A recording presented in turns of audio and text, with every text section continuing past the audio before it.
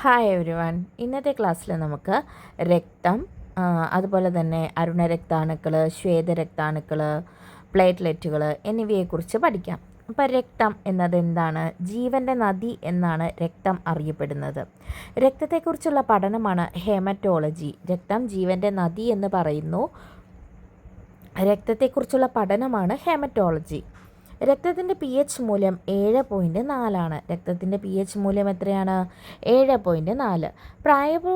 പ്രായപൂർത്തിയായ വ്യക്തിയിലെ രക്തത്തിൻ്റെ അളവ് 5 മുതൽ 5.5 ലിറ്റർ വരെയാണ്.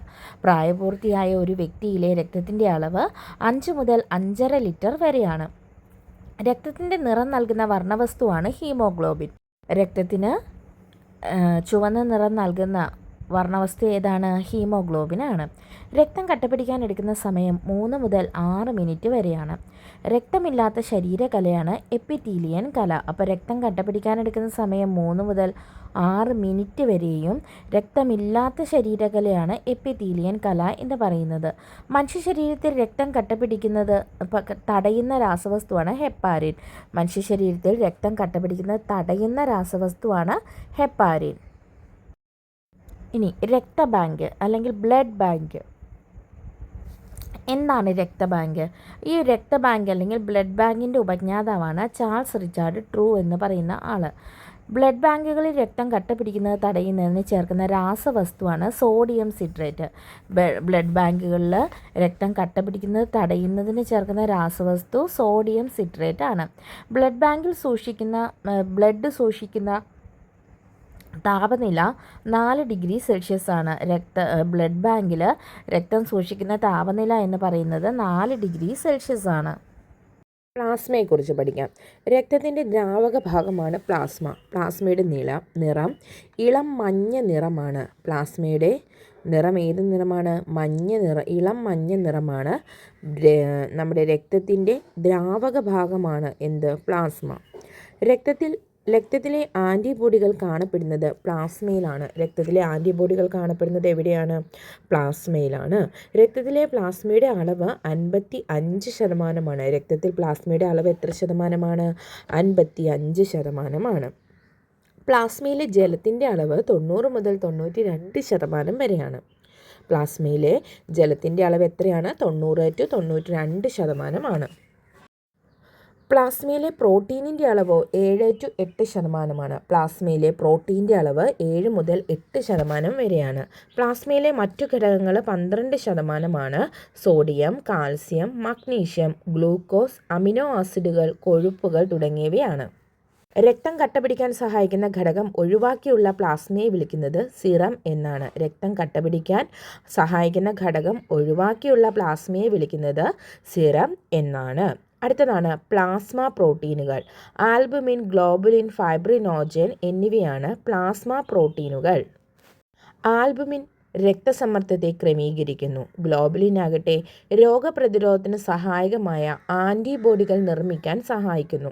ഫൈബ്രിനോജൻ രക്തം കട്ടപിടിക്കുന്നതിൽ പ്രധാന പങ്കുവഹിക്കുന്നു. ആൽബുമിൻ രക്തസമ്മർദ്ദത്തെ ക്രമീകരിക്കുന്നു.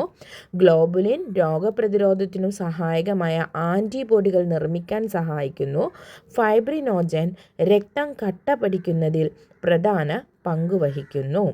അടുത്തതാണ് അരുണരക്താണുക്കൾ, RBC. ശാസ്ത്രീയ നാമം എറിത്രോസൈറ്റ്സ് എന്നാണ്. അരുണരക്താണുക്കളുടെ ആകൃതി ഡിസ്ക് ആകൃതിയാണ്. രക്തത്തിൽ ഏറ്റവും കൂടുതൽ കാണപ്പെടുന്ന രക്തകോശങ്ങളാണ് അരുണരക്താണുക്കൾ. അരുണരക്താണുക്കളുടെ ശരാശരി ആയുസ് 120 ദിവസമാണ്. 120 ദിവസത്തെ ആയുസ്സിന് ശേഷം ഇവ പ്ലീഹയിൽ വെച്ച് നശിക്കപ്പെടുന്നു. അരുണരക്താണുക്കളുടെ ശവപ്പറമ്പ് എന്നാണ് ഏതറിയപ്പെടുന്നത്? പ്ലീഹ അറിയപ്പെടുന്നത് അല്ലേ? 1 മില്ലി-ലിറ്റർ രക്തത്തിലെ അരുണരക്താണുക്കളുടെ എണ്ണം 45 മുതൽ 60 ലക്ഷം വരെയാണ്. 1 മില്ലി-ലിറ്റർ രക്തത്തിലാണ് കേട്ടോ. 45 മുതൽ 60 ലക്ഷം വരെയാണ് 1 മില്ലി-ലിറ്റർ രക്തത്തിൽ അരുണരക്താണുക്കളുടെ എണ്ണം എന്ന് പറയുന്നത്. ശ്വസനവാതകങ്ങളുടെ സംവഹനവുമായി ബന്ധപ്പെട്ട രക്തകോശമാണ് അരുണരക്താണുക്കൾ. ഏറ്റവും കൂടുതൽ ആയുസ്സുള്ള രക്തകോശം ആണ് RBC. മർമ്മമില്ലാത്ത രക്തകോശമാണ് അരുണരക്താണുക്കൾ. മർമ്മത്തോട് കൂടിയ ചുവന്ന രക്താണുക്കളുള്ള ജീവിയാണ് ഒട്ടകം. മർമ്മത്തോട് കൂടിയ ചുവന്ന രക്താണുക്കളുള്ള ജീവി ഏതാണ്? അത് ഒട്ടകമാണ്. ഹീമോഗ്ലോബിൻ. ഓക്സിജനെ രക്തത്തിലേക്ക് ആഗിരണം ചെയ്യുന്ന പ്രധാന ഘടകമാണ് ഹീമോഗ്ലോബിൻ. ആരോഗ്യമുള്ള ഒരു വ്യക്തിയിൽ കാണപ്പെടുന്ന ഹീമോഗ്ലോബിൻ്റെ അളവ് 100 മില്ലി രക്തത്തിൽ 12 മുതൽ 16 ഗ്രാം വരെയാണ്. ഹീമോഗ്ലോബിനിൽ അടങ്ങിയിരിക്കുന്ന ലോഹം ഇരുമ്പാണ്. ഹീമോഗ്ലോബിനിൽ അടങ്ങിയിരിക്കുന്ന ലോഹം ഏതാണ്? ഇരുമ്പാണ്. രക്തത്തിൽ ഇരുമ്പിൻ്റെ അഭാവം മൂലമുണ്ടാകുന്ന രോഗമാണ് അനീമിയ. രക്തത്തിൽ ഇരുമ്പിൻ്റെ കുറവ് മൂലമുണ്ടാകുന്ന രോഗം എന്താണ്? അത് അനീമിയയാണ്. അപ്പോൾ ഓക്സിജനെ രക്തത്തിലേക്ക് ആഗിരണം ചെയ്യുന്ന പ്രധാന ഘടകമാണ് ഹീമോഗ്ലോബിൻ. ആരോഗ്യമുള്ള ഒരു വ്യക്തിയിൽ കാണപ്പെടുന്ന ഹീമോഗ്ലോബിൻ്റെ അളവ് 100 മില്ലി രക്തത്തിൽ 12 മുതൽ 16 ഗ്രാം വരെയാണ്. ഇനി ഹീമോഗ്ലോബിനിൽ അടങ്ങിയിരിക്കുന്ന ലോഹം ഏതാണ്? അത് ഇരുമ്പാണ്. ഇരുമ്പിൻ്റെ അഭാവം മൂലമുണ്ടാകുന്ന രോഗമാണ് അനീമിയ. അടുത്തതാണ് സ്വേദരക്താണുക്കൾ WBC. ശാസ്ത്രീയ നാമം ലൂക്കോസൈറ്റ് എന്നാണ്. ആയുസ് 10 മുതൽ 15 ദിവസം വരെയാണ്. ശരീരത്തിലെ പോരാളി എന്നറിയപ്പെടുന്നത് സ്വേദരക്താണുക്കളാണ്. ശരീരത്തിലെ പോരാളി എന്നറിയപ്പെടുന്നത് ആരാണ്? സ്വേദരക്താണുക്കൾ WBC. ഈ പോരാളികൾ എന്നറിയപ്പെടുന്ന ഈ സ്വേദരക്താണുക്കൾ ഉൽപ്പാദിപ്പിക്കപ്പെടുന്നത് അസ്ഥിമജ്ജയിലോ പ്ലീഹയിലോ ആണ്. അപ്പോൾ സ്വേദരക്താണുക്കൾ എവിടെയാണ് ഉൽപ്പാദിപ്പിക്കപ്പെടുന്നത്? അത് അസ്ഥിമജ്ജയിലോ അല്ലെങ്കിൽ പ്ലീഹയിലോ. 1 മില്ലി രക്തത്തിൽ 5000 മുതൽ 10000 വരെ കോശങ്ങൾ കാണുന്നു. മനുഷ്യ ശരീരത്തിന് രോഗപ്രതിരോധ ശേഷി നൽകുന്നത് സ്വേദരക്താണുക്കളാണ്. അപ്പോൾ മനുഷ്യ ശരീരത്തിന് രോഗപ്രതിരോധ ശേഷി നൽകുന്നത് ആരാണ്? സ്വേദരക്താണുക്കളാണ്. മനുഷ്യ ശരീരത്തിലെ പ്രതിരോധ ഭടന്മാർ എന്നാണ് അറിയപ്പെടുന്നത്. അപ്പോൾ സ്വേദരക്താണുക്കൾ അറിയപ്പെടുന്നത് മനുഷ്യ ശരീരത്തിൻ്റെ പ്രതിരോധ ഭടന്മാർ എന്നാണ്. ഏറ്റവും വലിയ രക്തകോശമാണ് സ്വേദരക്താണുക്കൾ. മർമ്മമുള്ള രക്തകോശങ്ങളാണ് സ്വേദരക്താണുക്കൾ. നിറമില്ലാത്തതിന് കാരണം ഹീമോഗ്ലോബിൻ്റെ അഭാവമാണ്. രക്തത്തിലെ സ്വേദരക്താണുക്കൾ ക്രമാതീതമായി വർദ്ധിക്കുന്ന അവസ്ഥയാണ് ലുക്കീമിയ അഥവാ രക്താർബുദം. അപ്പോൾ നമ്മുടെ രക്തത്തിൽ സ്വേദരക്താണുക്കൾ ക്രമാതീതമായി വർദ്ധിക്കുമ്പോൾ ഉണ്ടാകുന്ന അവസ്ഥയാണ് ലുക്കീമിയ, അല്ലെങ്കിൽ അതിനെ രക്താർബുദം എന്ന് വിളിക്കുന്നു. രക്തത്തിൽ സ്വേദരക്താണുക്കൾ കുറയുന്നത് കൊണ്ടുണ്ടാകുന്ന രോഗമാണ് ലൂക്കോപീനിയ. അപ്പോൾ സ്വേദരക്താണുക്കളുടെ അളവ് രക്തത്തിൽ കുറയുമ്പോൾ അത് ലൂക്കോപീനിയ എന്ന അസുഖത്തിനും, സ്വേദരക്താണുക്കളുടെ അളവ് കൂടുമ്പോൾ അത് ലുക്കീമിയ എന്ന രോഗത്തിലേക്കും നയിക്കുന്നു. അടുത്തതാണ് ന്യൂട്രോഫില്. ഏറ്റവും കൂടുതൽ കാണപ്പെടുന്ന വെളുത്ത രക്താണുവാണ് ന്യൂട്രോഫില്. ശരീരത്തിൽ പ്രവേശിക്കുന്ന ബാക്ടീരിയയെ വിഴുങ്ങി നശിപ്പിക്കുന്ന രാസവസ്തുക്കൾ നിർമ്മിക്കുന്നത് ന്യൂട്രോഫിലാണ്. ഈസ്നോഫില് ശരീരത്തിൽ പ്രവേശിക്കുന്ന അന്യവസ്തുക്കളെ നശിപ്പിക്കുന്ന രാസവസ്തുക്കൾ ഉണ്ടാക്കുകയും വിങ്ങൽ പ്രതികരണത്തിന് ആവശ്യമായ രാസവസ്തുക്കൾ ഉൽപ്പാദിപ്പിക്കുകയും ചെയ്യുന്നു. ഇവ അണുബാധ അലർജിയുമായി ബന്ധപ്പെട്ട പ്രവർത്തനങ്ങളിൽ ഏർപ്പെടുന്നു. ഇനി ബേസോഫില്ലോ. സ്വേദരക്താണുക്കളിൽ ഏറ്റവും കുറവ് കാണപ്പെടുന്നത് ബേസോഫില്ലാണ്. രക്തം കട്ട പിടിക്കുന്നത് തടയുന്ന രാസവസ്തു നിർമ്മിക്കുന്നത് ബേസോഫില്ലാണ്. ശരീരത്തിലെ മറ്റു സ്വേദരക്താണുക്കളെ ഉത്തേജിപ്പിക്കുകയും രക്തക്കുഴലുകൾ വികസിപ്പിക്കുകയും ചെയ്യുന്നതും ബേസോഫിലിൻ്റെ പ്രവർത്തനമാണ്. അസ്ഥിമജ്ജയിൽ നിന്നും ഉത്ഭവിക്കുകയും തൈമസ് ഗ്രന്ഥിയിൽ പാകപ്പെടുകയും ചെയ്യുന്ന ലിംഫോസൈറ്റാണ് T ലിംഫോസൈറ്റ്. അസ്ഥിമജ്ജയിൽ നിന്ന് തുടങ്ങി തൈമസ് ഗ്രന്ഥി എത്തുമ്പോഴേക്കും പാകമാകുന്ന ലിംഫോസൈറ്റാണ് T ലിംഫോസൈറ്റ്. ക്യാൻസർ കോശങ്ങളെയും വൈറസ് ബാധിച്ച കോശങ്ങളെയും നശിപ്പിക്കാൻ കഴിവുള്ള ലിംഫോസൈറ്റാണ് T ലിംഫോസൈറ്റ്. അപ്പം ക്യാൻസർ കോശങ്ങളെയും അതുപോലെ തന്നെ നമ്മുടെ വൈറസ് ബാധിച്ച കോശങ്ങളെയും ഒക്കെ നശിപ്പിക്കാൻ കഴിവുള്ളത് ലിംഫോസൈറ്റാണ് T ലിംഫോസൈറ്റ്.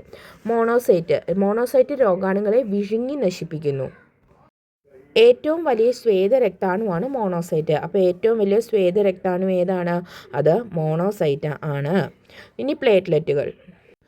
ശാസ്ത്രീയ നാമം ത്രോംബോസൈറ്റ് എന്നാണ്. പ്ലേറ്റ്ലെറ്റുകളുടെ ശാസ്ത്രീയ നാമം ത്രോംബോസൈറ്റ്. പ്ലേറ്റ്ലെറ്റുകൾ ഉണ്ടാകുന്നത് അസ്ഥിമജ്ജയിലെ പ്രത്യേകതരം കോശങ്ങളായ മഹാമർമ്മ കോശങ്ങളിൽ നിന്നാണ്. പ്ലേറ്റ്ലെറ്റുകൾ ഉണ്ടാകുന്നത് എവിടെ നിന്നാണ്? അത് അസ്ഥിമജ്ജയിലെ പ്രത്യേകതരം കോശങ്ങളായ മഹാമർമ്മ കോശങ്ങളിൽ നിന്നാണ്. ഇവയ്ക്ക് പ്രത്യേക ആകൃതിയില്ല.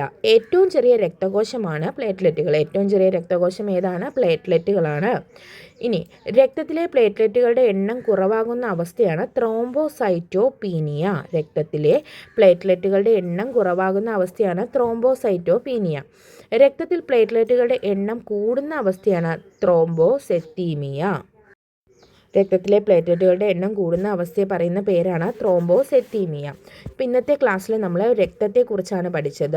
അരുണരക്താണുക്കൾ, ശ്വേതരക്താണുക്കൾ, പ്ലേറ്റ്ലെറ്റുകൾ എന്നിവയെക്കുറിച്ചും പഠിച്ചു. നമ്മുടെ PSC പരീക്ഷകളിലേക്ക് ഒരു ഭാഗമാണ് രക്തം എന്നുള്ളത് അല്ലേ. അപ്പോൾ എല്ലാവരും ക്ലാസ്സുകൾ കാണുക, കണ്ട് നിങ്ങളുടെ അഭിപ്രായങ്ങൾ കമൻ്റായിട്ട് രേഖപ്പെടുത്തുക. Thank you all. Have A nice day.